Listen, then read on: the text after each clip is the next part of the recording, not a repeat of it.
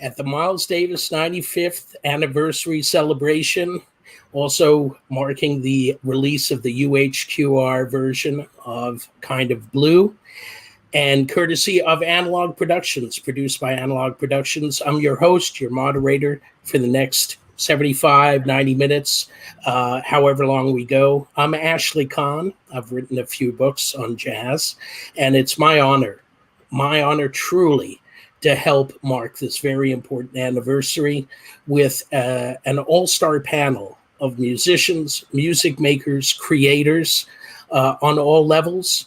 And I want to welcome them right now, including a bassist who almost needs no introduction. He is one of the most recorded artists on any instrument, but definitely on the bass. Ladies and gentlemen, Ron Carter. Good evening to you, wherever you are, whatever time of day it is. Nice to see you all. And definitely, Mr. Carter, thank you for joining us as a member of Miles's very famous 1960s quintet. We also have with us, up from New Orleans, but now living on the West Coast, a trumpeter who, like many of his generation, have taken a lot of inspiration and ideas and from Miles Davis and created their own sound. And this gentleman has been creating a sound that is so distinctive that if you have not checked out his recorded legacy so far, you need to. And when we're back with live music, you've got to catch this guy on stage. Ladies and gentlemen, Christian Scott aTunde Adjuah. Thank you. Thank you so much for joining us, Christian. Thank you for having us. You know, I'm kind of freaking out a little bit because I see Ron Carter, so you know, it's like I'm getting the jitters because he's the highest level. So I'm honored to be here and to be able to share with you guys today. Thank you. Really, I mean, I feel like being like a freshman in Jazz 101, and anytime I'm around Mr. Carter too. Take good notes, and we'll share afterwards. You know, and my uncle too. Ladies and gentlemen, a drummer, the nephew of Miles Davis, and the man who really is like the driving wheel, if you will, behind so many of the Miles Davis projects, keeping the Miles Davis music and spirit alive. Vince Wilburn Jr. Hey, Ash. Hey, Uncle Ron. Hey, Christian. Hey, Chad. Good to be here. Happy birthday, Uncle Miles. And, of course, I do need to introduce the gentleman who made this all possible, the head of Analog Productions, the guy with golden ears, creating these golden editions of classic music from all styles, all varieties, and that's Chad Kassem. Chad, thank you for making this possible. Hey, no, thank you all for helping us tell the world about this release, man. It's such a special time, and to be able to do it on Miles's birthday or anniversary is kind of worked out, you know, just in time for the release. I mean,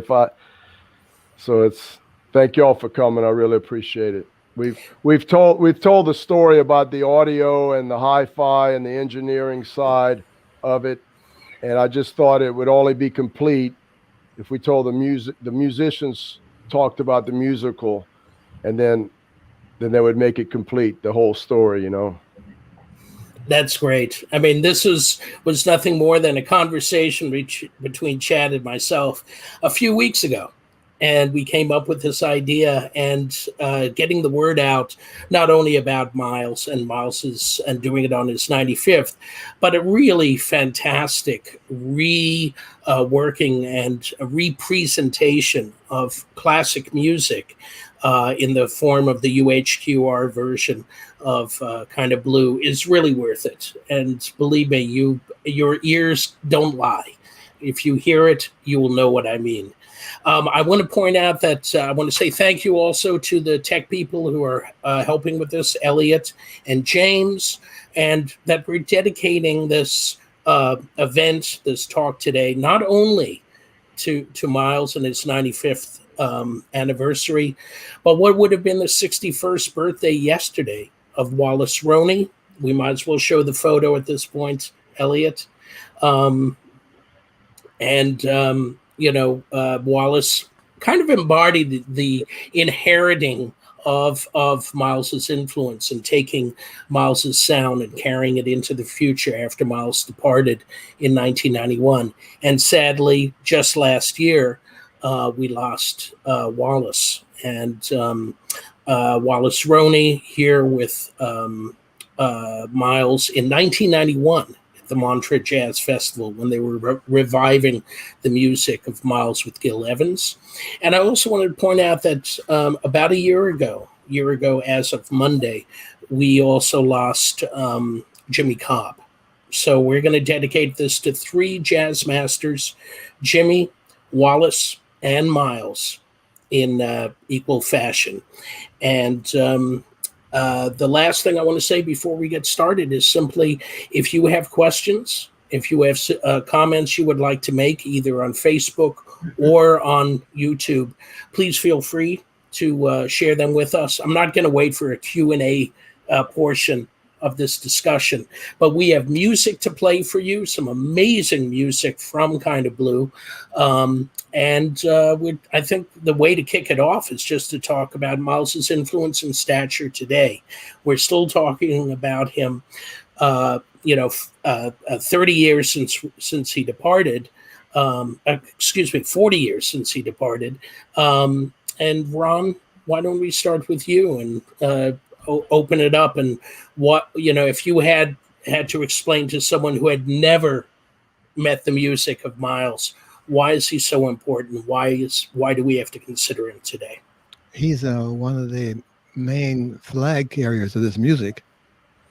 He shares the flagpole with Louis Armstrong, Duke Ellington, and Bird. Miles is one of the persons whose playing covered several generations, several decades of what music is now, combined with this New Orleans stew. Nothing personal, Chad.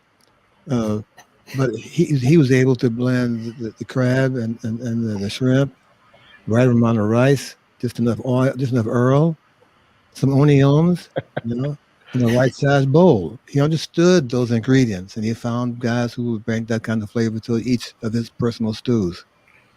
Love him and miss him. How about yourself, Christian? Well, yeah, I mean, I think he said it perfectly. I can speak from my experience. My first time hearing Miles play, I grew up in a household where, there were Clifford Brown records on and, Charlie Parker records on. And as a little boy, I really enjoyed that music. But I remember being about 7 or 8 years old, and my grandfather played Autumn Leaves for me the first time. And the only way that I could describe my emotive reality in that moment and what people, when they're recalling the story, say in that moment is I'm an identical twin, and I couldn't keep still for most of my childhood. But my mother and my grandmother said that the first time that I heard him play was the first time they heard me in a musical context and saw me not move. I was frozen, paralyzed by it. And I just sat there with my grandfather, for the next 2 weeks, listening to every record that he had of Miles Davis. It was like, like you're in an environment where it's all sort of dark, murky, and then something comes, a sound comes, and everything becomes clear and clear. And I've been following, the example that he set for all of us, pretty much since that point. I didn't start to play the trumpet until I was 11, but I knew it was what I wanted to do because even as a kid, you could hear, I don't know how to put that into words, but, there was something else he was able to conjure in his sound. Like Mr. Carter said, he's connected to Louis Armstrong and Duke and all of the great architects of this music. We have a saying back home, they always talk about having a sound to call the children home. And that was my literal experience with him, getting goosebumps now thinking about it because, it was a sound that when you heard it, it was so clear and clear. As I got older, you hear the different things you learn about, what people conjecture about his personality and how he engaged with the world. But for me as a kid and still as a 38-year-old man, you could hear that a sound like that had to come from a person that actually deeply loved and cared. And so, you know, even being in some of the bands of people that played with him, you know, in their careers, I was in, you know, Mr. Cobb's band for a couple of years and with Marcus Miller. They always talk about how loving and warm he was to them, you know? And so I could hear that as a kid. And I think that was really what froze me was the embodiment of that kind of energy in a sound. And I'm still frozen, as you can see. I like this is just a little bit of my collection, a ton of stuff in New Orleans, but basically been on that wavelength since I was about 7 years old. That's amazing. Well, and what a great album to start with. Mm-hmm. Autumn Leaves. Vince? You guys said it, you know. Uncle Ron said it. Christian. I mean, there's not a day that goes by when I don't think about Uncle Miles, you know. I try to play something from his you know, his catalog every day, you know, and I affectionately call Mr. Carter Uncle Ron with his permission, of course. But when they used to come to Chicago back in the day, you could go to the gate to meet the passengers, you know, the people on the flight. And I remember as a kid, Uncle Ron and all the guys would get off the plane and come, you know, off the through the airport at O'Hare. And as a kid, they were superheroes to me, you know. And I still feel like that when I'm in Uncle Ron's presence, or Wayne or Herbie, you know, they're superheroes. And Uncle Miles to me is truly a superhero. And all I can say is I think about him every day. So I believe it. Yeah. And I think one of the things that we've touched upon here is this idea that there were many different Miles, many chapters to the Miles story. And that Kind of Blue actually represents but one of them. Yeah, and that there were many different bands. I mean, I think it was Q-Tip who put it this way. He goes like, every time you looked at a Miles band, it was like another Justice League. You know? That was so perfect, you know. And Chad, I want to throw it to you. You know, if we're going to concentrate on any one chapter of the Miles story, we're here focusing on Kind of Blue from 1959. How did you come to choose that album to re-release, and what's the story behind that? Well, when we decided to do the UHQR series, which stands for Ultra High Quality Record, we wanted to make everything the best that it could possibly be. You know, like we wanted the box, the jacket, the mastering, the liner notes, you know, everything as good as it could be. We looked at every aspect of making a vinyl record, and we put all those things together. But, you know, to me, only the finest records should be chosen to get that treatment. And what finer record is there than Kind of Blue? I mean,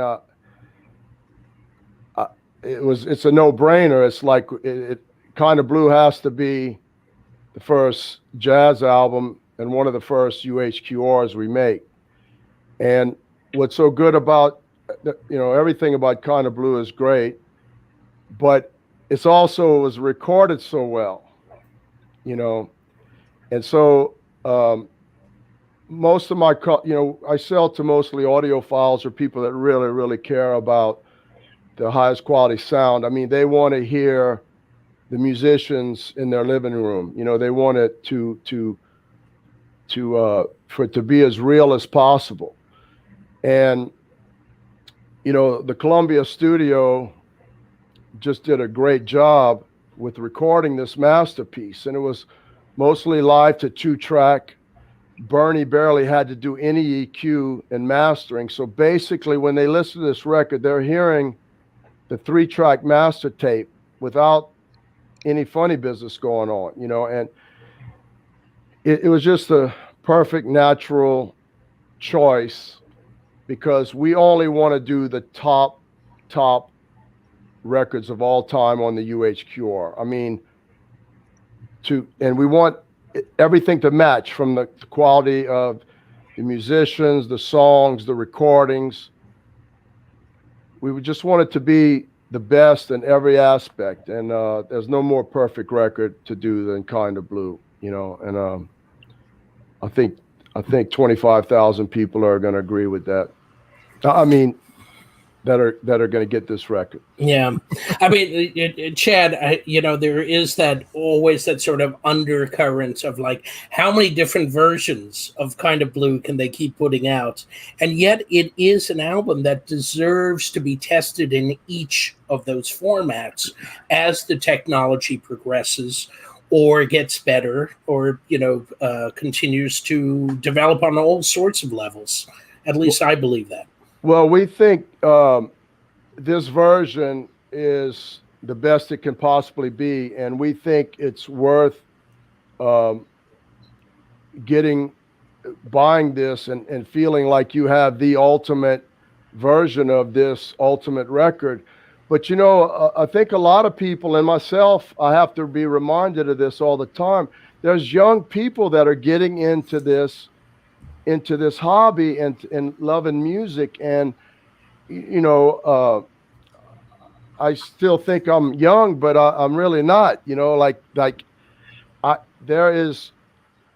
young people are really what's driving this vinyl renaissance, and it's so cool to see. Like, my daughter's 14 years old, and she's like, into vinyl, or her friends are into vinyl, and it just blows my mind. Even though it shouldn't surprise me, it does, and it's just such a great thing. And so we're bringing, for a lot of people that say, well, why are you doing this again?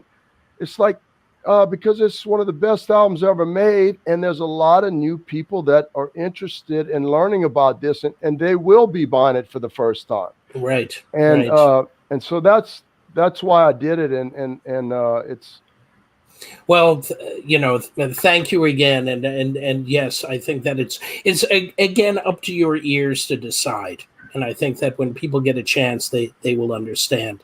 But what I love about what you said at the start, Chad, was the point of this panel is to find that balance between the technology and the technical aspect, but also the content, and to talk about the music itself and the musicians. And that's why I've asked all of our panelists to choose a moment on Kind of Blue to focus on, to set it up for us, and then we're going to hear that moment. And I thought we'd start with you, Mr. Carter. Okay. The introduction, the very famous introduction to So What, which in fact opens up the whole album. It's the opening of the album, and must have been so strange to hear at the very beginning for the first time. Do you remember your first time hearing the album? What I was, and looking back at my first hearing, I think I heard the band play this music in Montreal in 1958, before they got to New York to record it, I think. I went there with me and Chuck Mangione, went to the concert, and we couldn't figure out what form that was. Man, what kind of form? What kind of OMG? What kind of form is that, And they would play it like it was the normal stuff, but it was clearly different than what the songs in their library had contained each of those times. One of the things that struck me when I heard this record finally was the intro to So What. And to those people who have seen the Miles Davis Band throughout the years, have never heard Miles always comes the tune off. Seldom does he have the band play a warm-up intro for him. Maybe in my 5.5 years, maybe I heard you play about 9 bars of intro, and all those chants in the end. Miles, he's like this, and right away we're off to the races. So to hear this ad-lib, non-normal intro from this band, with no time, with no audible count off in the tune, it's quite amazing to me, being in the band for 5.5 years and never having a chance to do that. I was upset because I said, I can find that intro too, man. Give me a chance. Yeah. And each time it got faster and faster. So by the end of the 5 years, this is 1 bar right there.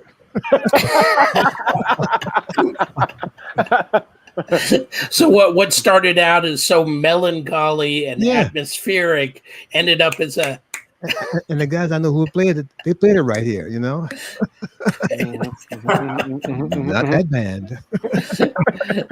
It would be like the third tune of the set, Does that atmospheric opening remind you of anything that Miles had done before? Did you kind of tackle that question of where is he coming from with this? No, I was just surprised to hear it, and I just thought that I didn't see how clearly the band had a tempo in mind, because you don't hear that count off once Bill plays this chord. Da da da da da da da da. Da, da, da, da, da. So the band had a feel of what the tempo was going to be already. So that didn't surprise me. It just surprised me to hear this great ad lib 8 or 9 bars of a constructed intro, because Bill and Paul played the right notes at the same time. There's no hesitancy of what Paul was going to play the note that matched Bill's chord voicings. Everyone knew when it was over. Everyone said, "Hey man, it's done. Can I get the downbeat?" No, you didn't hear that stuff. You just heard the da da da da tune, and that was really let me know that while it was all new to everybody, it wasn't new to them. And they spent some time figuring out what to do with it, and the more they played each chorus, they figured out more and more stuff, even at that tempo, man. It's amazing, still. And talk about opening with a mood, a very striking mood. Yeah. Let's hear it now.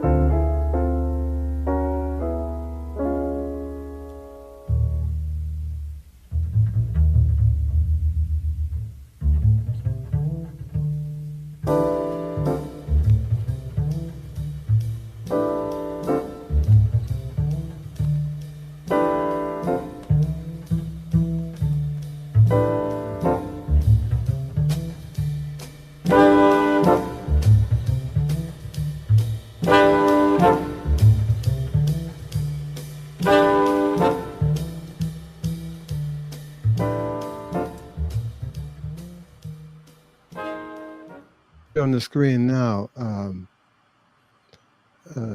Ashley, that's the picture we never see in the presentation of this music. This picture is kind of only see Miles and Bill Evans at the keyboard or something equivalent to this picture.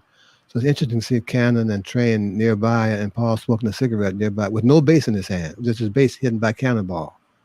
So I don't know if that means that at some point Bill was playing a line for Paul, or Miles was trying to help Bill find something for Paul. I mean, there was a lesson going on right here in how this intro was going to go, because they're all three are huddling around this piano. Train's not playing, Cannonball's not playing, so clearly the focus is on Miles, Bill, and Paul, and they're all giving him their undivided attention. No one's eating a sandwich, no one's on the cell phone, no one's distracted by anything but these three people in front of them. Because this is a very serious event taking place, and they seem to understand that it's serious, not to the extent they could do how serious, and for how long it continues to be serious. But this moment in time, this picture, shows that these three people, Paul, Bill, and Miles, are working on an intro to this tune, and they have undivided attention of Cannon and Train. Amazing picture. I couldn't agree more. One of the things that always strikes me about Kind of Blue is that kind of attention and intensity. No one's sort of falling into familiar patterns or anything. Everything is very conscious and very original. Yeah, and Jimmy knows when they go to brushes to sticks. I mean, it's a great presentation of this song. And then it's a great opener for the record. I did know Fred, the engineer, and we had talked occasionally, not about this record, but in general recording, Columbia has two great studios, 57th Street and 32nd Street, 36th Street over on the east side. 30th Street. 30th Street. Off of 3rd Avenue. Yeah, they were all really, really great studios. And one of the heartbreaks that musicians feel in New York is the disappearance of studios like that one, because they had a great sound. The band didn't have to force to be heard within the band, and engineers who worked there understood the room and the product that they were trying to record. And a good example of that is Kind of Blue. It's a great recorded record. And all the musicians who hear it, they hear that sensitivity in making this music sound this way. Thank you, Chad, for making a nice product today. Every people here, 25,000 more people hear it. Amen. Ron, it's so great that you bring up 30th Street Studio, because I think especially for a lot of the listeners today, the finding that sort of technical reverence and respect for the music that matched the musicality of what was being done that day. That's also one of the special things I think about Kind of Blue, is that Miles was able to get the full support of a major label that had a major recording studio at that point. And it was a sort of cathedral to high fidelity, recording. Mm-hmm.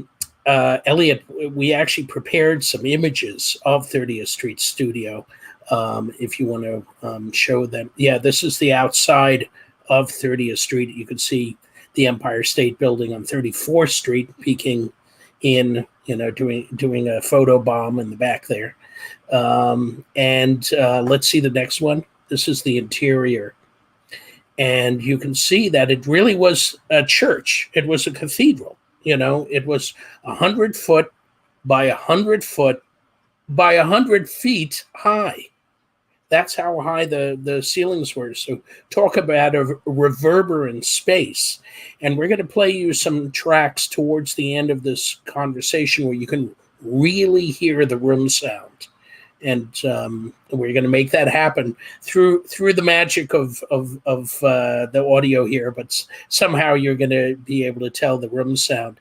By the way, I think that is Glenn Gould's. I think that's trying out different. They always had like 3 or 4 pianos for him, and he was recording at 30th Street Studios right around 58, 59, and 60. Same years that Miles was using it for all of his sessions. Mm-hmm. So there's a good chance that he was using the same piano as Bill Evans. Yeah. So that's the interior. And you can see they didn't do much to change it. The apsis and the kind of rounded windows, that's what it was like when it was actually a Greek Orthodox church. Oh, wow. Before Columbia bought it in the late 40s and converted it over to recording duties. Let's see the next photo. And that's the recording console. Those are the, I believe they're Scully's, the recording, the 3-track that's there in the left-hand corner. And the mixing, the mixer itself was sort of put together by the engineers themselves through an old radio, using an old radio configuration to put it together. All the pots, they're rotating pots, not slides yet. Yeah. And this is from around that time. And then the next photo, there's Miles and Bill Evans during the recording of, and Cannonball is sort of peeking out there behind, and the gentleman with a hat to the right is another piano player. That's Wynton Kelly, who we're going to hear on Freddie Freeloader, the one track that he's on and that Bill Evans isn't on Kind of Blue. But there you get a feel for how, where they put up the gobos and the, how they tried for basic isolation, but there's a lot of bleed going in between those 3 different tracks, in this space. So, Ron, thanks again for bringing this up. I'm glad that we had these photos ready. While we're on So What, there's another moment that, Vince, you chose. And why don't you help us set it up and talk about what we need to focus on? Well, it was the when Mr. Cobb came in. you know. And in the documentary Birth of the Cool, he thought that he came in too loud. He thought that the crash was too loud, the downbeat, but it was perfect. It just set it up, in my opinion. You know, Uncle Ron, do you agree, Christian? Yep, sure. It's like it was the perfect bam. You know, and I never asked him about it, but you know, when you listen, like Uncle Ron said, when you listen to the song, the track, it's perfection. You know, it's set up. Mr. Chambers is right there, and Jimmy comes right in, and it just opens up the entire composition, in my opinion. You know, and as a kid, I can vividly remember, like, wow, you know, as listening to it in my parents' home in Chicago. You know, and it still has the effect on me. See, I'm an old head. It still has the effect on me now, as it did when I was a kid. You know, I didn't understand it when I was a kid, but it kept my attention. Like, you know, I'm trying to, like, wow, you know, what is this? And then the older, you know, as I got older, I was like, wow. But I never wanted to be the kind of guy, the kind of musician that, Jimmy, Mr. Kahn, what were you thinking about? You know. I've done enough of that with a bunch of musicians, you know, that play with Uncle Miles. So I geek out all the time, you know. But the setup, and this isn't the cymbal, of course, but I had him just sign a cymbal for me. You know, I'd gone over to Zildjian, and Mr. Cobb was playing. Jimmy was playing at Birdland, and I took this cymbal down. And I just wanted him to sign a cymbal for me because, you know. Can you see it? Yeah, bring it closer. Oh, yeah. Let me see. Yeah. There you go. Is it? Let me get the right angle. Or the other way. Yeah. The other way. Oh, nice. You know. Nice. And it stays here. You know? It stays in the vault. You don't play it. You look at it. No, it stays in the vault. Stays in the vault. It's sacred. You know, it's sacred. Yeah. You know, I love that you've chosen something that is really just one moment. I mean, can we play it? Yeah, let's play it. And we're going to be focusing on that crash that he hits just as Miles starts his solo, and then we'll hear some of his ride. Before you do that, Ash. Hey, Uncle Ron, yeah. How did they know the tempos? How did they have an idea? My sense is that they played it enough times during the course of learning the song that the tempo wasn't far away from the last time they played it. You know, it seemed that when Miles got the second band, the second quintet, he had these young thoroughbreds who were ready to be let loose. Right. You know, and all he could do is hang on to the saddle and not get thrown at these guys. You know the pictures of when they had the guys carrying the leader on their shoulders, literally. You know, he'd be up there hanging on like this. Every night, right? Every set, yes. Every set. Yeah. Wow. And they clearly had a plan in mind. You know, if you listen to the records we made live in the studio, the ESP and things, we were sending those tunes for the first time. You know, and there was no rehearsal. We made sure that Wayne's penmanship was legible to everybody, and the form was the same for all the parts. There were Xerox parts sometimes, you know. And so we were kind of literally flying by the seat of our pants at those dates because we hadn't rehearsed the music. No one knew how they were going to sound until we heard the playback, you know. On that record, clearly they had a view already established. They spent some time playing this music, not just because it was not the normal up and down bebop changes, but because of the impression that it would give people who heard it for the first time. What is that? You know, and the record is so perfectly laid out. This is what it is. There's nothing that's faster than on the whole record. Nothing's faster than this, man. I long for those days. Yeah. Not a chance. Shall we hear it? Shall we hear it now? Days gone by, huh, Uncle? Yes. The one who plays us tone those tempos are not Miles's bands. Everybody else does. Right. Sorry, Ash. No. Let's hear the clip number 2.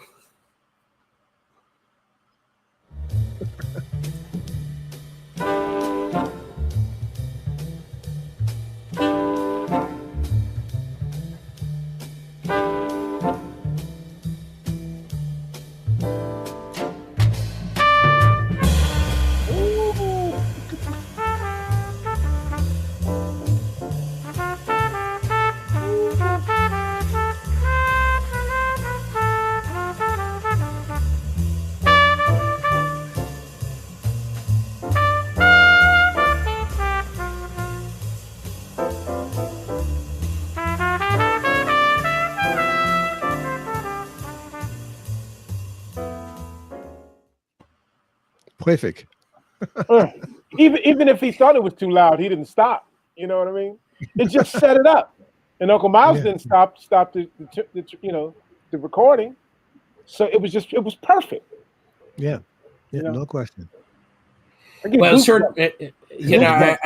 I don't think Philly Joe, who was the drummer before Jimmy Cobb, would have been bothered by the dynamic level. Hey, no.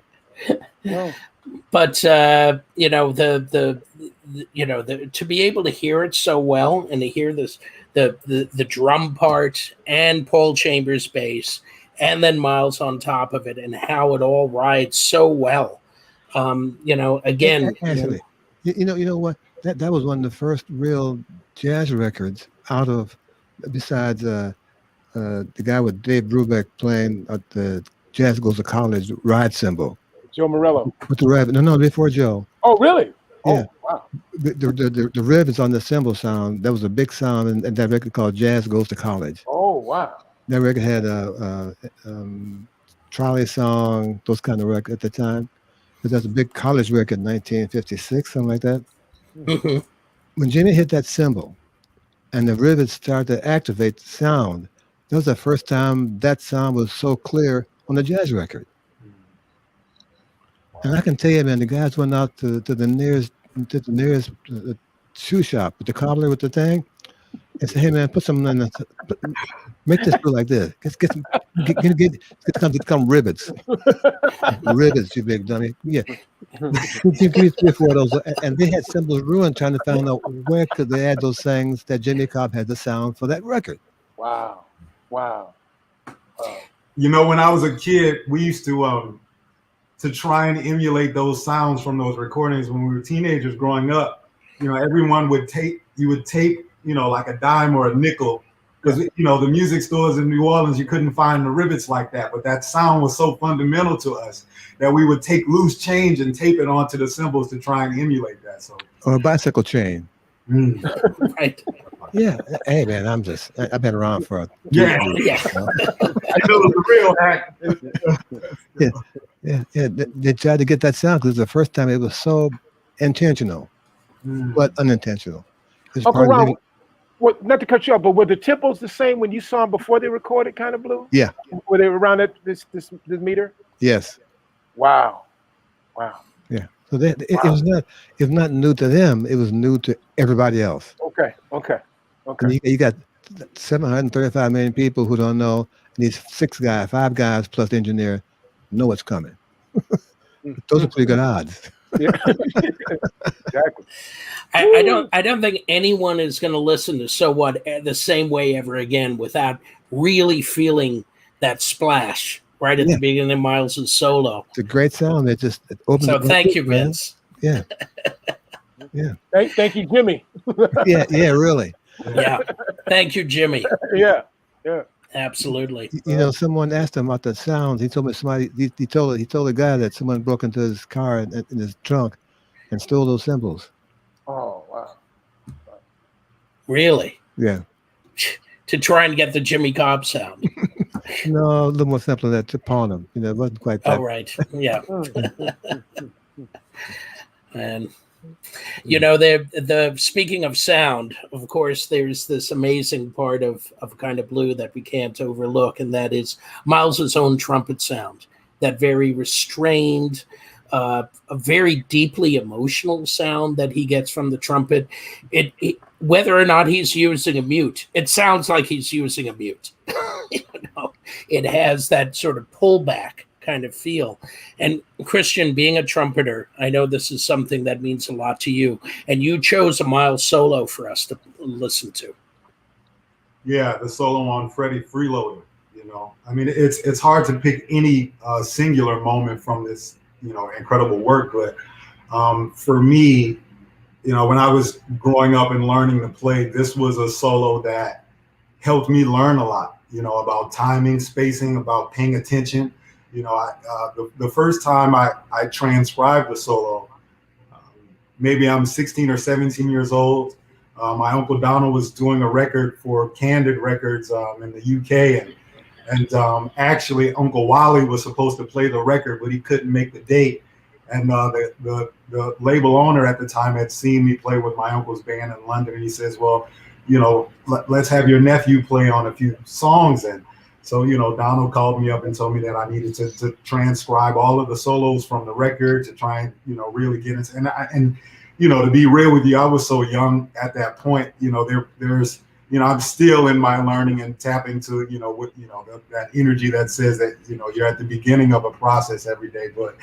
But you know, I just remember learning so many things from it, because it's also one of the songs on the singular song on the record that actually harkens back to a form that precedes that record, right? Because it's a blues, right? So it was an opportunity to be able to learn how to approach it in so many different ways, because also the way that Cannonball approached it, the way that Train approached it, the way that Win Kelly approached it, their approaches stylistically were so different. But for a younger musician, it was slow enough for me to be able to get inside of it and learn the different characters in terms of how they actually expressed over the blues, you know, and it, you know, I think the part that made me be really intentional, you know, about being present, and, you know, it's like the end of the form, they go to A flat 7, you know, sharp 11s there every time, most times when they play it, but that wasn't a sound that you heard in New Orleans on the turnaround,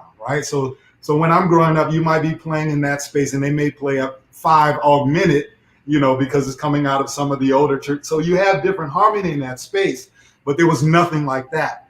And so it was one of those moments that, you know, Donald was really intentional about making sure that I understood that when you play this music, you have to be present, you have to be focused. You know, he would always speak about the import of listening. And to me, when you hear this solo in this record, the interplay and the dance, it really, for all of the musicians in their moments, it really is the sound of listening. And for a younger developing musician, this is one of the most important lessons that you can learn, because it is a sonic translation of the notion that it's not about the singular person, that it's about the entire unit actually creating as a collective. I think a lot of people don't take that away when they listen to this music, but that was one of the things that was clearest to me as a younger person, you know. And, you know, I don't mean to run on, but I think there's so many disparate thoughts that are coming in this moment to think, you know, thinking about Mr. Cobb's cymbal and everything too. It's like sort of sonic recall as well, because in studying some of these older methodologies and older instruments and older approaches to playing, that sound to me sounds a lot like the kessings and the shakers, karanya, that you get in deeply spiritual West African music specifically. That's on those instruments as well, that kind of ringing sound, you know, that we were trying to emulate with nickels and dimes, and learning some of these harps and some of the traditional, you know, Wusalu and Shanghai and Mande music. That's a sound that you hear even when the individuals are playing those instruments by themselves. That shaking sound is always there. So it seems that there was also a bit of ancestral recall in that moment as well. So the learning never stops. Hey, Christian. Yes, sir. For some who don't know, can you tell whom who Uncle Donald is, please? Yeah. Thank you. Oh, sorry. So yeah, so my uncle is Donald Harrison Jr., Big Chief Dr. Donald Harrison Jr. now. He just got the honorary doctorate at Berklee College of Music, and we're so proud of him. I wouldn't be here without him. This is a person that sat down an 11-year-old kid that had a propensity for I wasn't an effective communicator when I was young. I fought a lot, and so my uncle, he grabbed me and said, let's focus this energy that you have and really save my life. And so my relationship to him is sort of, in the moments where you and I share on, how you see your uncle is how I see my Uncle Donald, right? Just all this reverence and this love and watching a person spend every day of their lifetime that I have experienced, waking up and sharpening themselves and being willing to actually excavate, take the time to do that, and to have a reverential feeling and sacred feeling about the music. Watching a person do that and dedicate themselves to this craft has also been one of the greatest examples for my life. Just in knowing that this music is not, about being hip or not about, record sales or any of these things, but our ability to be able to translate our experiences and the collective experiences and recalling these things that come from,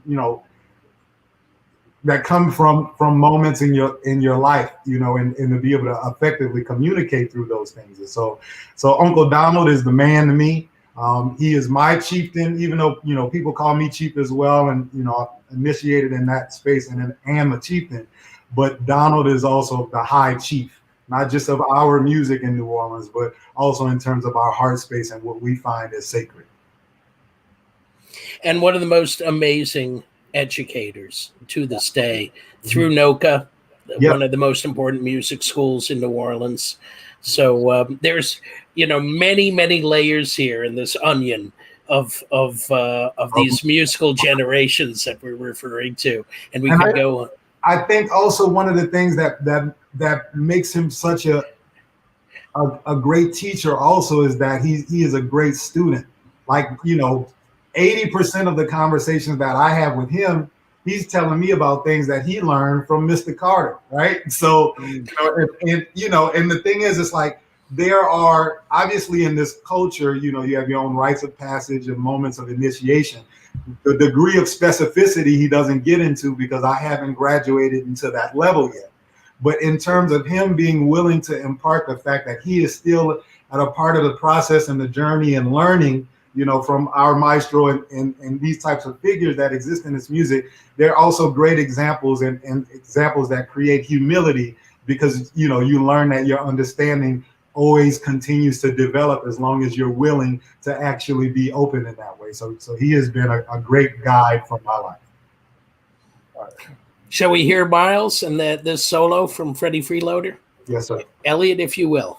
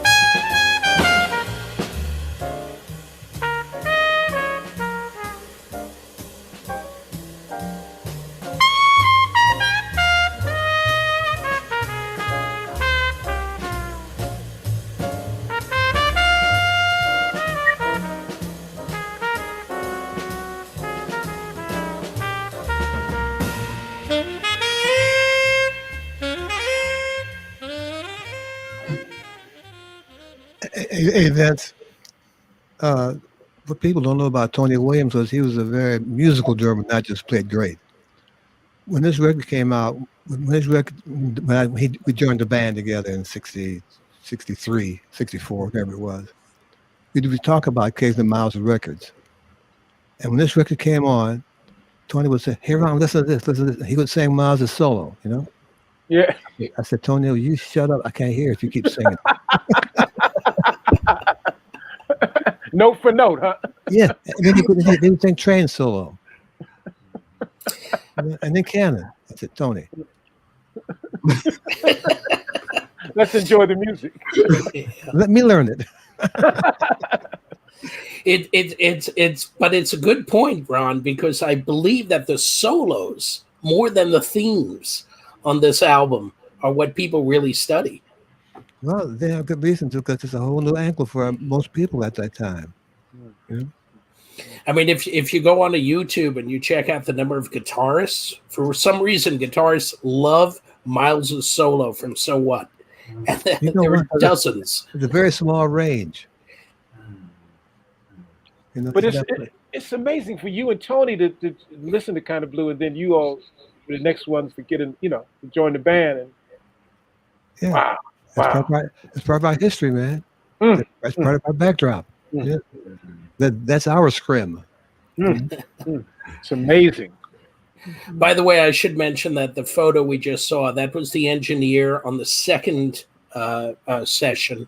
There were two sessions that created Kind of Blue. That's Fred Plout, and Frank Lako was the other primary engineer, who were working 30th Street Studios back in those days. And we're seeing him do something that I don't think Rudy Van Gelder would ever do.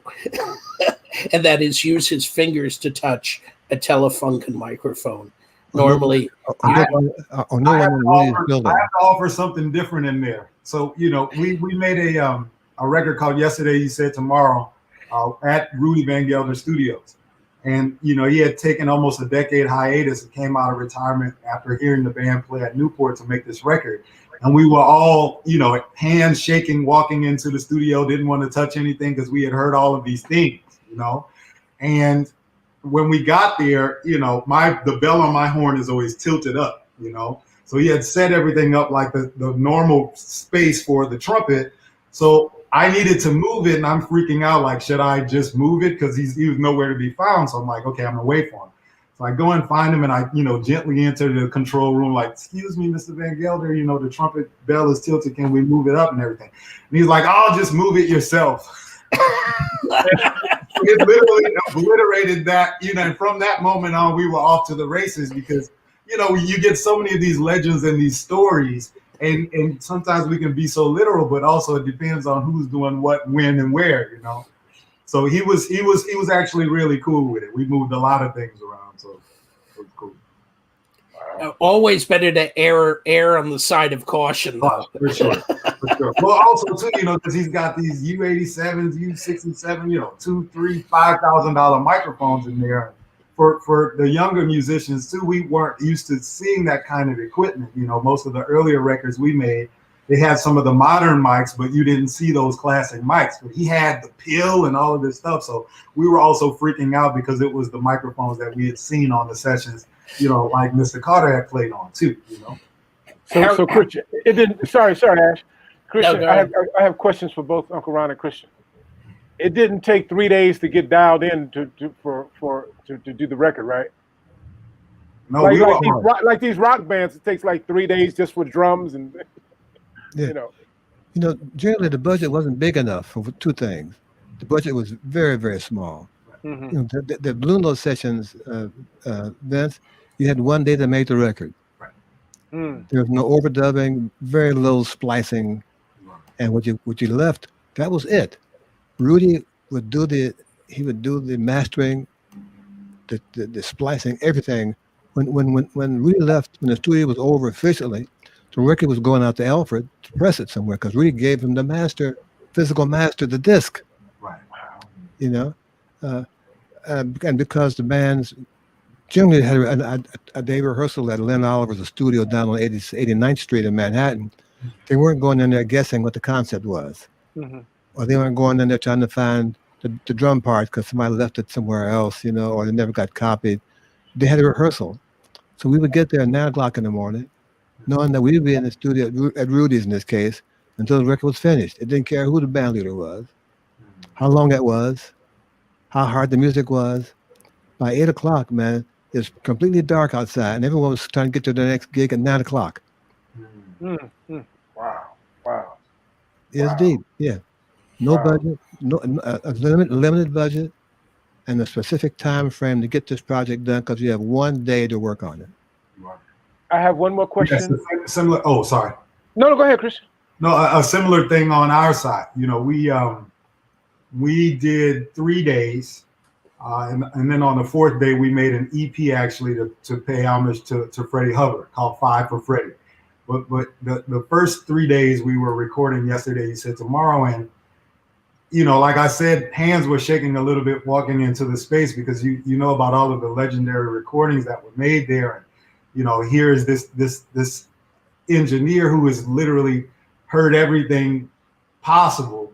So you're walking in thinking, what could we possibly contribute to it? But what was a great moment for us, and ended up being a source of a feeling of commencement, was that it was completely live off the floor. We didn't edit yesterday. You said tomorrow. It was the first record of mine that we did where what we recorded and what we played in that moment, Rudy went and made his touches that day. There wasn't even a moment where we went back to get in to actually do a mix of the record.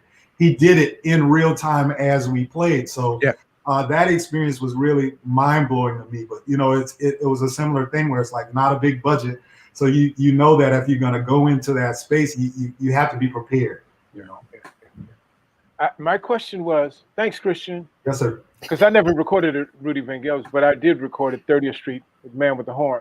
But Uncle Ron, what would you say the difference was in recording at Rudy's as opposed to recording at 30th Street? If you may share a little bit.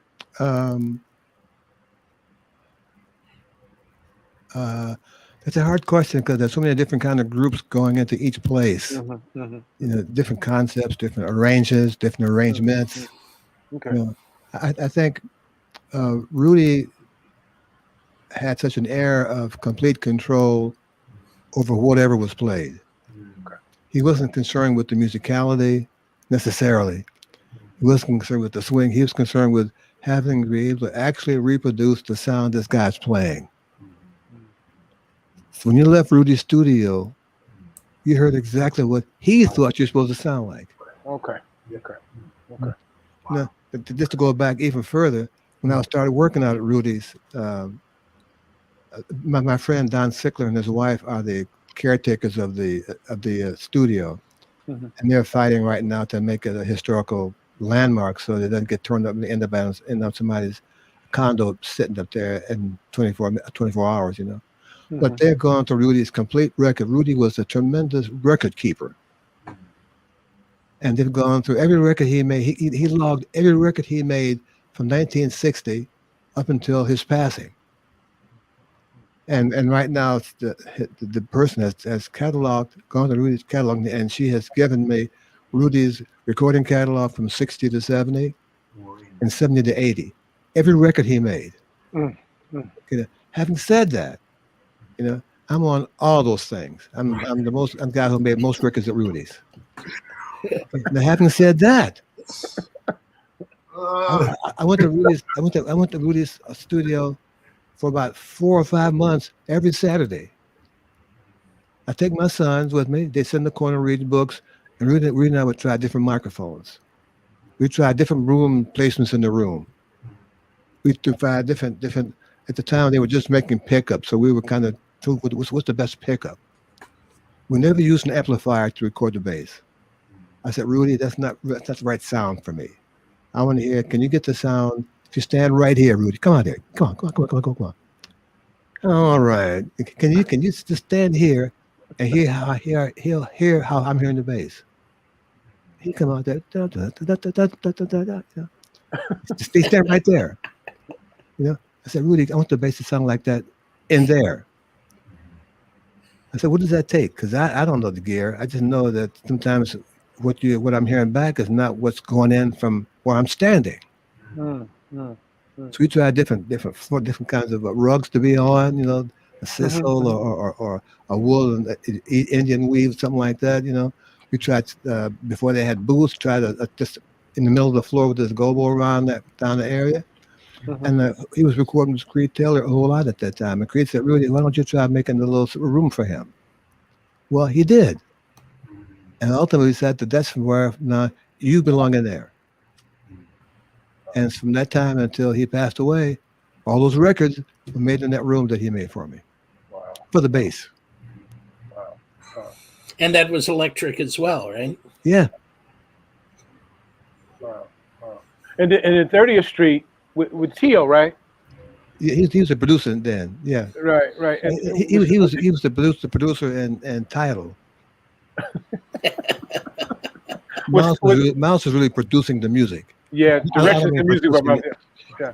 He wasn't just playing it. Yeah. He was producing it with the guys. Mm-hmm. His presence in that room helped to produce the music.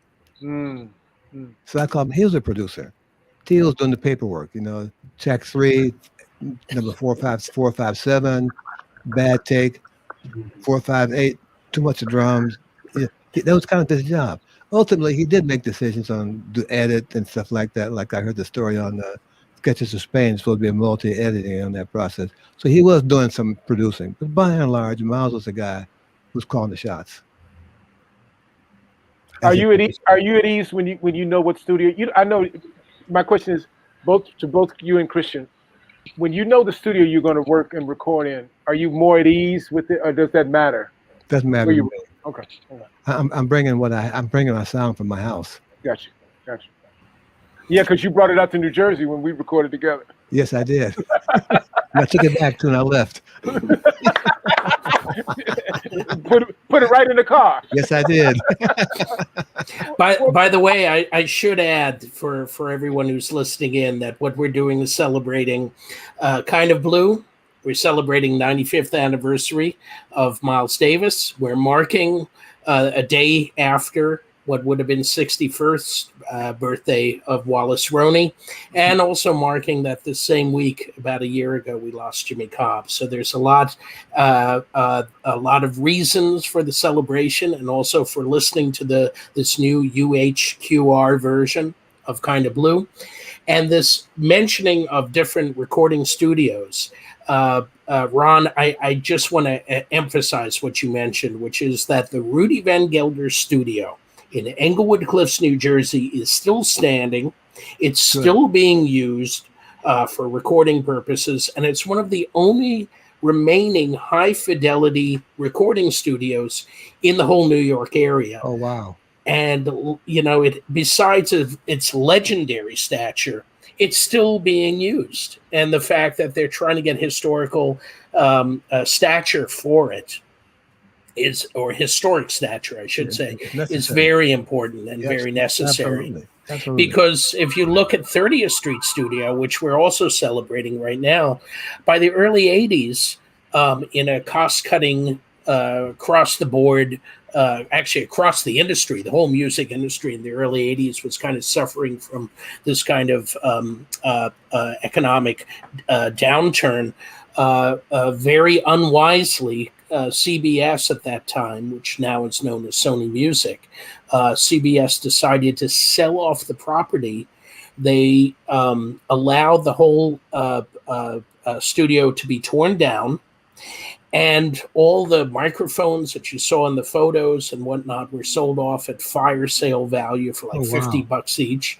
And there was a book in which the engineers, Frank Lako and Fred Plout, would record every session where they placed mics and how they got the right sound for it, etc. And we're going to talk about it when we hear the 3 different tracks.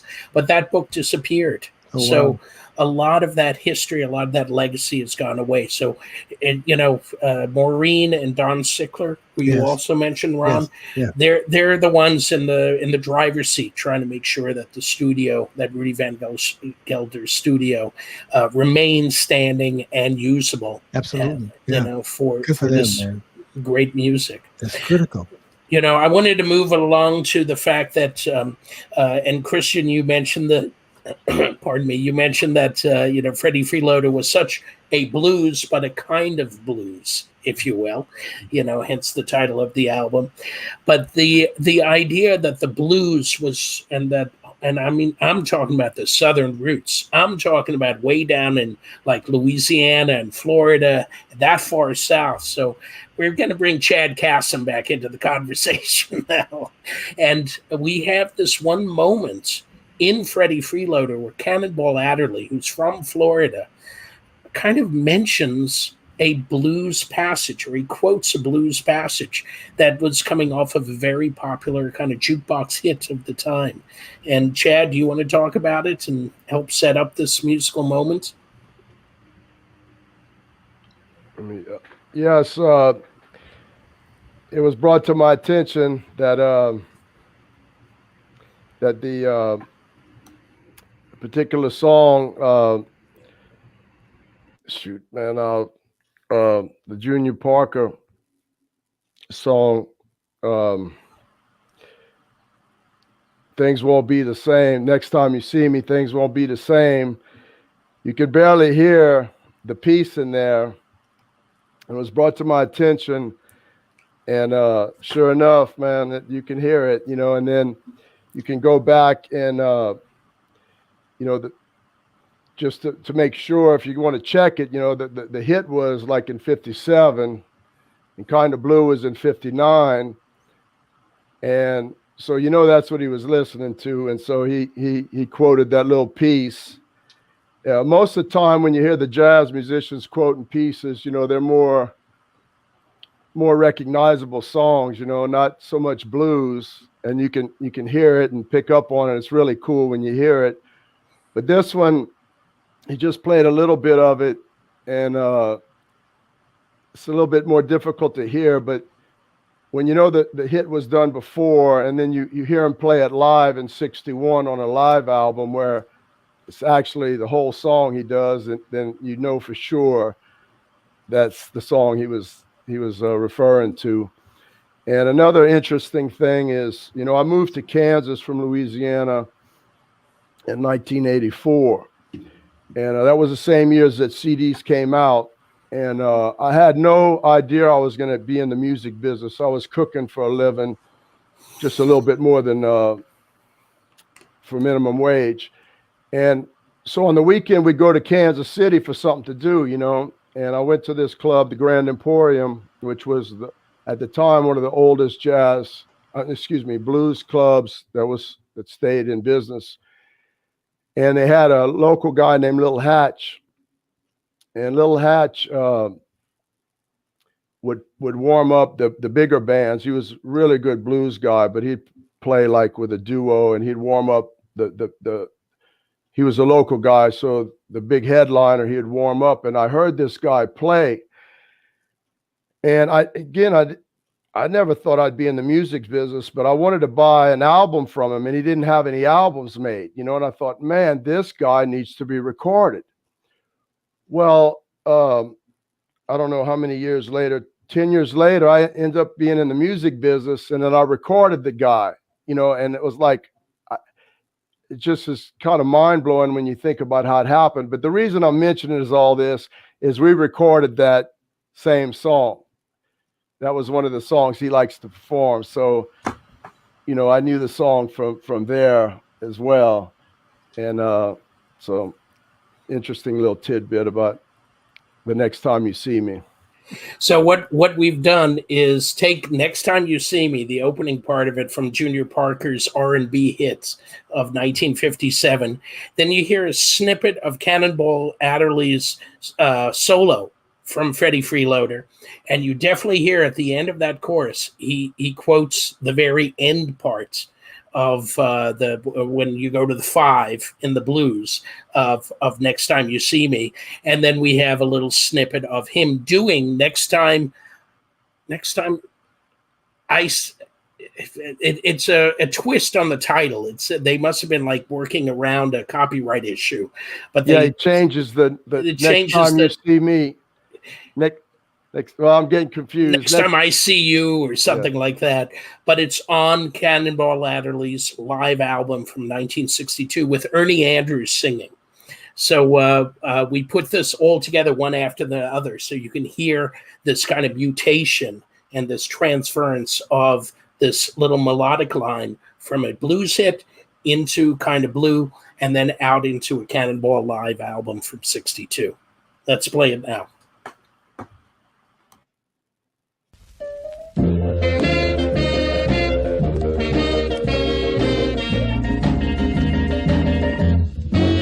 Next time you see me, things won't be the same. Yes, next time you see me, things won't be the same. And if it hurts you, my darling, you only have yourself to blame.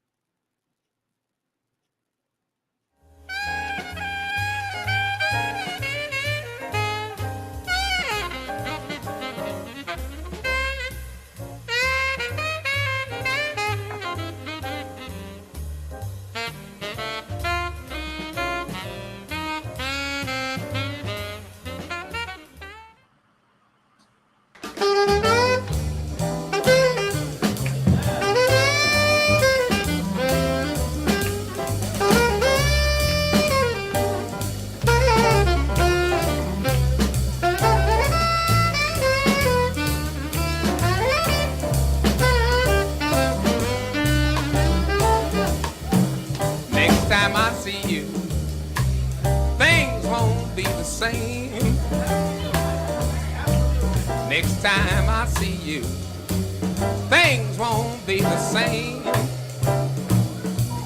Yeah, and if I've hurt you, my darling, you've only got yourself to blame. And there you have it. And that's a very jovial Cannonball Adderley there, and the Don Hunstein photographs from the second session with Paul Chambers behind him. Hey, Ashley. Yeah. You know a song named One Man Julep? Yeah, it does have the same sort of contour. Yeah, same kind of shape. Yeah. Yeah. Miles often quoted that tune, that lick in some of his blues solos. Indeed. That was one of those tunes that was hard to avoid in the 50s, I'm sure.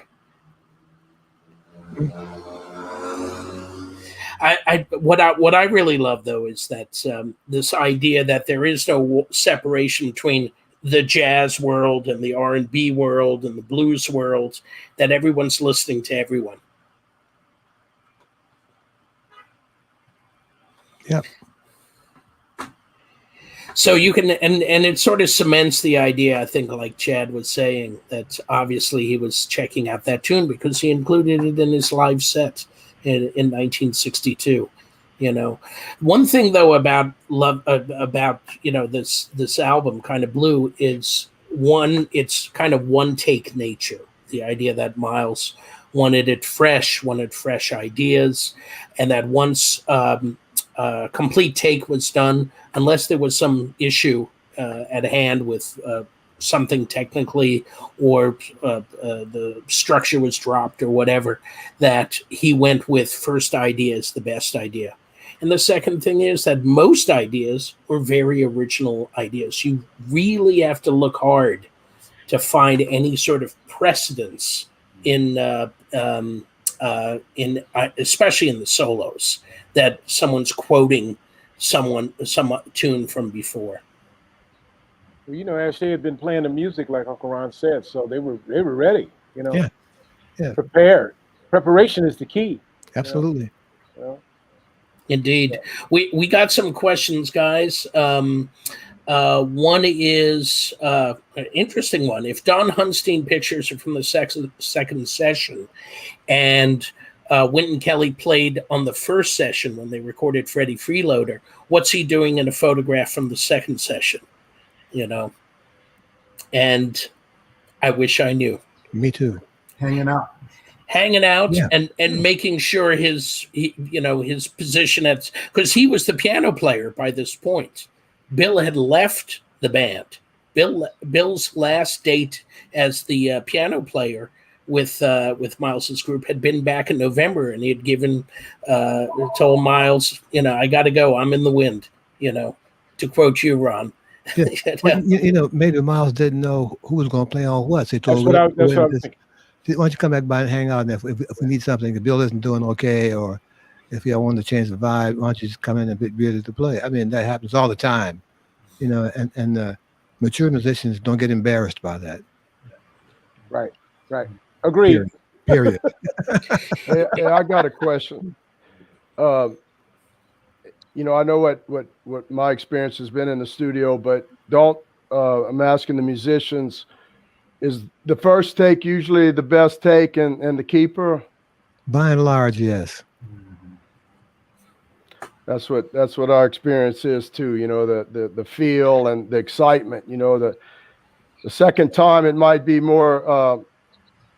The mistakes they might have made might have gotten fixed, but the soul seems to be lost. So that's why the live to 2-track thing and the Kind of Blue being live to 2-track and on the first take. I mean, that has a lot to do with why it's so great. Yeah, those are professional guys, man. That's a band. That's a group. They aren't, no one's a ringer. I've been on those dates where I'm there for a reason that the other bass player is not there. So I gotta sound like I'm part of the band. That's part of my sideman job. But he listened to a band that's been a band for a while. They've been going to this library, although no rehearsal, as most bands that he had didn't rehearse. They had to focus full time, because this is coming at them again. They're making a record. Of course, they don't know how important it's going to be, but they want to be able to show their best stuff on this new concept as they think about it now, and they're prepared to do that. So I'm not surprised there's one take the best take. These guys are perfect. That's what they do, man. They're supposed to do that, Chad. That's their job. Go in there and play your brains out the first take and go home. Get out of there. That's what they do. And I can't imagine Miles not being sure about maybe whether Bill would be available or maybe how Bill felt. I don't know the workings of the band, but I would not be surprised if he asked to just come by for a moment and see if I need you. And they were still friends. Why would he want to say no to that kind of offer? He's watching some music take place. He wants to see the band sound good too. So my guess is Miles said, just come by, maybe we'll do another tune or another take. He didn't know. And when Kelly's there enjoying the music as well as everybody else is playing it. Yeah, I thought of another question. How much difference, like in between a Prestige recording session and a Blue Note? Like, I mean, what was some of the things that might have been different, both being done at Rudy Van Gelder's? None. The same restrictions, no budget, or very small budget, limited or no rehearsal, and yet one didn't make the record. Well, first of all, I want to thank y'all for talking about the studio and some of the things y'all mentioned, because the audiophiles and our customers and the jazz music lovers love to hear it. But I've heard things like, what's the difference between Prestige and Blue Note? And I've heard things like people say, well, the Blue Note, they had a rehearsal date, you know what I mean? And the Prestige was just more on the budget, like you came in and played the song. But from what you just said, I guess the story isn't quite right. Well, I don't know. I'm on the spot now because I don't know your source, and I don't want my no. Wait. Okay. I don't want my contradicting their information to you, put them in a bad light with you or someone they shared the story with. But having made records for both labels, and I'm not sure those people who gave that information had done that, no, they have. or done it as many times. So I'm accepting the mantle. Give me that. I can carry that load a little bit longer. Yeah, they're about the same. You know, the difference may have been in personalities. You know, who the band leader was. You know, those details, they're going to happen with any group of musicians on any label, no matter how much they're rehearsed or how much they aren't rehearsed, or how much time they have for the record. Those details are going to be different with everybody, but the labels are basically the same. Just Prestige had more letters than Blue Note did. Hey, thanks. No, it wasn't one particular person that had that question. Yeah, come on. No, really. No, seriously. I've heard it. It's kind of like out there. I'm just pulling you. Yeah, but hey, I'm pulling your coat right now. If you had a coat, but I mean, it's the perfect time, and that's what it came to my mind. Hey, ask the man who was there. You know what I'm saying? Yeah. Like, is it really the way it was? And I'm glad that I thought of that, and I'm glad you answered it. So thank you. We have another question. In a very adult fashion, though. Always. This is an adult channel anyway. Absolutely. We have another question from another listener, Don K. Which album was Miles's favorite? Anyone want to jump in and answer that? We never discussed his recordings. I have no idea. Never discussed his recordings with him. In fact, never. Vince, I know you and I have talked about this, that he would never listen to his older music, right? Yeah. Well, yeah, and Aaron shared that. My cousin Aaron, my son, shared that in the documentary. You know, he wasn't even around the house. You know, not that he didn't think about it, because I had a cassette back in the Walkman days. Christian, you don't remember Walkman, so you do. And I was listening to the quintet with Uncle Ron, Tony Herbie, and we were in the car together going to a gig. No, after the gig, or going to the airport. And he could hear because I had it blasting. And he said, "What's that?" I said, "Man, that's Ron." I heard, yeah. And he asked for the cassette, and I never got it back. But I don't think he took it because he didn't want me to hear it. He probably was checking it out, or probably brought back some memories, So when I say, or when Aaron may share that there was never any of the older material in the house, it doesn't mean that he wasn't, fond of it or proud of it, or thinking about it, So I think that we have to clarify, get some clarity on that. Because I'm the first one to call Uncle Ron to talk about all those sessions and, what was it like? Because Christian, it's important. For us to navigate through this industry, through our careers, to get it from the source, like we say, go to the scorecards. And Uncle Ron does not sugarcoat. He'll tell you, if I may say. It's important for our learning too. I think, at least from my experience, I think having the ability to have conversations with Mr. Cobb, to have a conversation with Marcus Miller, I'll never forget the first time I was in the studio with Mr. Miller. And, I'm playing and I'm warming up and everything. And he heard the exact moment when my sound opened up. And I asked him, I said, "Man, you really caught that. Where's that come from?" He says, "Well, it just comes from me being in the studio with Miles and watching him and listening and being intentional in the listening and being able to tell." And so I think, for lack of a better way of putting it, the sort of Jedi mastery that exists in this kind of cultural space, it requires that you have that reverential attitude and energy, like you're speaking about, but also being willing to engage and to ask the things that you don't know, right? I've always been a person that's been into the idea of sort of feeling like a beginner all the time, and sort of piously relating to the pillars in this music, and being willing to offer reverence. It also requires that you have some knowledge and have done some of the excavation, so the questions are the right questions. Right? Because you can ask any question, but in terms of helping you develop and also the larger communal imperative develop, it makes more sense for them to be the right one. So, you know, I'm still developing those things. But you know, I've asked you things. You know, Mr. Carter, I've only had the pleasure of playing with him a few times. I was lucky enough to sub for Roy Hargrove at a Blue Note one a few years ago. And, you know, the thing is sometimes the questions present themselves as verbal questions. And sometimes there's moments where you may play something and are immediately redirected, right? And so there's all kinds of learning that exists in this space as well. So, you know, I think for younger and developing musicians, as long as you can tap into the sort of reverential feeling that we're speaking to right now, and understanding, you know, that a Baba like Mr. Carter and your elders, you know, he's forgotten more music than I've learned in my life, you know, and I know that that's not, you know, it's not lost on me. So being willing to actually be quiet, you know, and be around and try and be a sponge for those things, because they also don't have to give any of that information. Right? Agreed. And you know what, Christian, I know when to ask Uncle Ron a question and when to just listen, you know, or he'll give you a look, like, just, you know, listen. Just chill. You know, or let me send you something to put you on the right track, you know, put you in that, you know. I asked Tony once, I said, Tony, what do you think about when you play? At a drum clinic, right? He said, I think about mac and cheese, collard greens, right?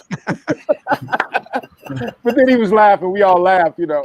And then he told me, you know, what he thought about. But, you know, it's, you know, like I said, as a kid, I always thought about when you're in that zone, what, you know, like Uncle Ron come, Christian, I played with you guys are prepared.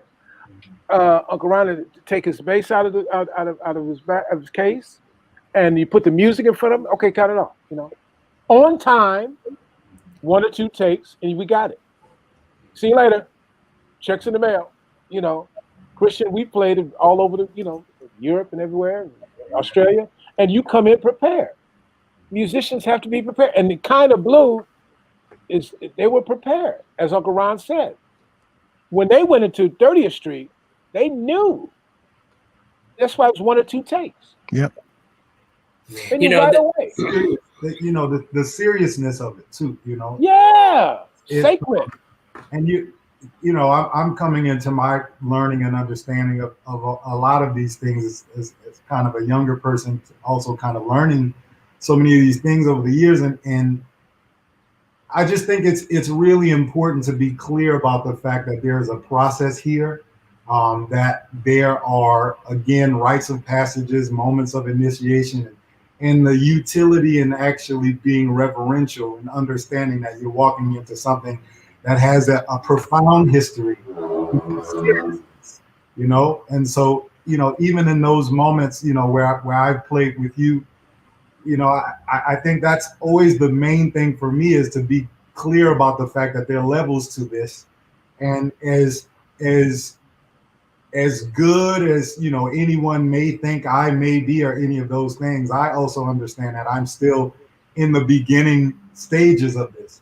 And so to acknowledge the levels and to be willing to actually take a step back and realize that, you know, it's your ability to be able to listen that actually puts you in these positions, right? Yeah. At least for my life in music. Okay, well, you know, let's just go back just 1 minute. I know we're getting into it's getting dark outside, so we won't be here too much longer. You know, you guys, the panel, speak of this kind of blue as being so successful because the guys went in there with a reverential air about themselves in this song. Well, having done about 18, 19, 20 records, I'm not sure that's completely the fact of the matter. I think the guys who are going to make a record, whether it's Prestige, Blue Note, CB, they go in there with the intention of playing as good as they can. Reverential, that's another kind of air, another kind of overcoat, you know. And I've been into some of those kinds of dates, you know, and I was disappointed because everyone didn't, so to speak, have the same God. You know, and that was okay. We made it work, but the equal intensity level I expected with these equally professional musicians, it wasn't happening, or at least not that I would interpret it as happening. in this kind of music record, everybody's equal. And they're playing like everybody's equal. I think that's one of the keys to say everybody's equal, man. There's not a side man. You know, everybody's equal. And the music sounds just like that. You got five guys who are playing, 6 guys who are playing, 7 who are playing some really slick music because they have so much regard for the guy who's standing next to them. Miles may not be standing here. It may be Train or maybe Cannon. But the music respect that they bring to this music, in this case, this recording session, is enough of a spirit that they understand they don't need a one take to play good. They don't need a warm-up chorus. They don't need to make an insert for the drums or the bass line or a counter ball. No, it's as complete as they can make it. And they understand that going in because that's what they feel about the music, not just record, but music. You know? So I think maybe reverential should be under lowercase letters and maybe underlined. But we all go in there with that frame of reference. Whether it's Christian's Day or Vince's Day, we go in there with the attitude of this is our throne, man. You know, and as such, we got to bring a certain kind of information, a certain kind of attitude, a certain kind of willingness to help that guy over there who clearly needs your help on this part, or the guy who doesn't quite know the right voicing for the note you keep playing, you know? Or the guy who's a little bit sharp. You know, Miles always asked me, you know, he put his horn down and walk off the stage, you know, with the mute in it. He come back, he said, "Hey, Ron, the sharp," I said, "Man, please, too high." And he said, and he go, I said, "Yeah, right." Yeah, that kind of reverence, you know? Right. He may be the minister, but I'm kind of leading the choir back here too, man. I'm the only bass player in this band, you know what I mean? I spread the Bible, you know?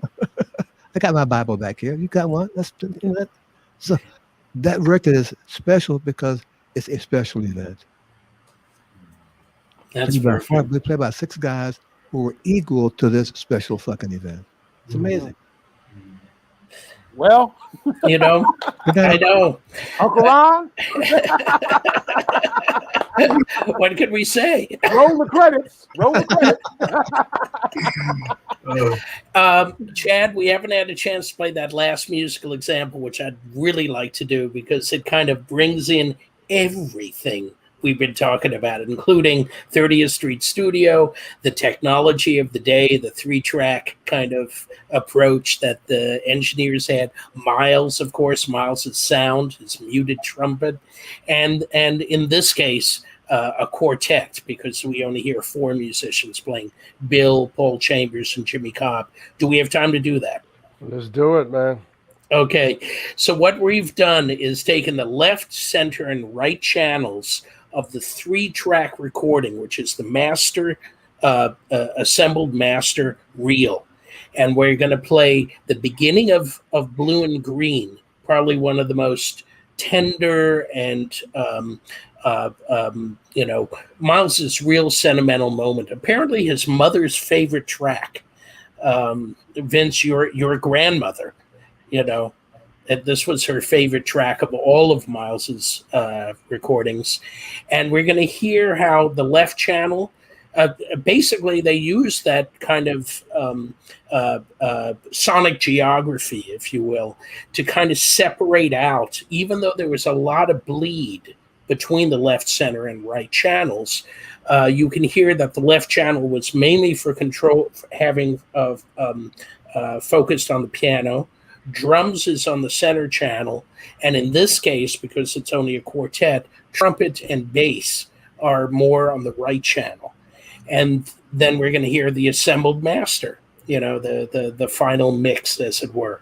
So it's the same moment, and you can basically hear, it's almost like walking around the studio and hearing how 30th Street Studio sounded in different spots. So let's play that now, Elliot.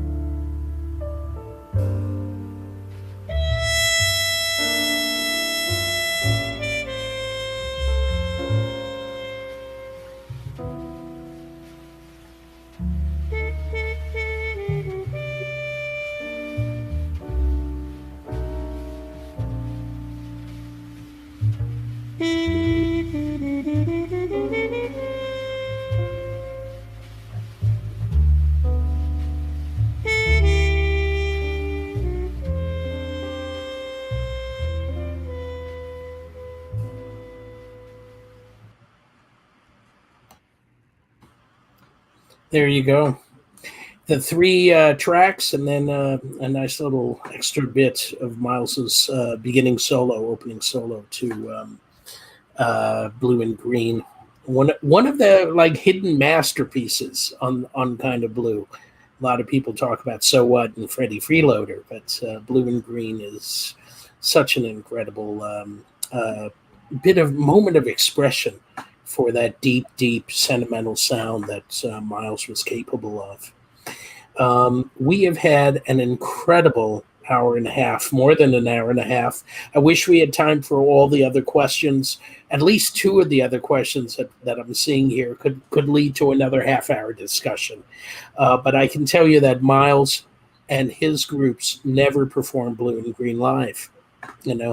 Once it was recorded, the two tunes that would actually be performed afterwards was definitely So What, and All Blues was part of Miles's live set.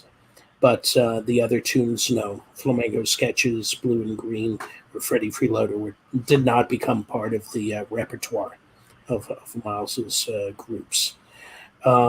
Guys, any last thoughts before we say goodbye and wish Miles a happy 95th? Happy 95th. I have one quick Happy one. 95th. Go ahead, Christian.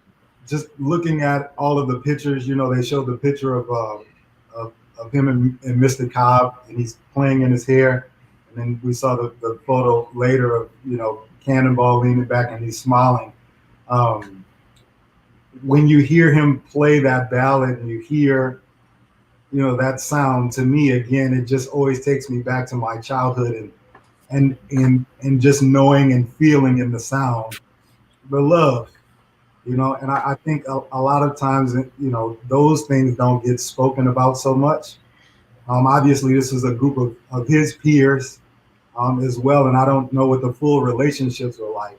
But just as a voyeur and someone on the outside listening to it and seeing those images, it just opens my heart up. So that's the space that I want to wish him a happy birthday from. Timeless. It's timeless. Still talking about him so many years later. This record, too. Kind of Blue. I think we should give you the downbeat, Chad. Thank you for making this possible. Thank you to everyone at Analog Productions, both for the UHQR, but also for this event. Well, I just want to thank everybody, Ron Carter, Vince, and Christian, and you, Ashley, for doing this.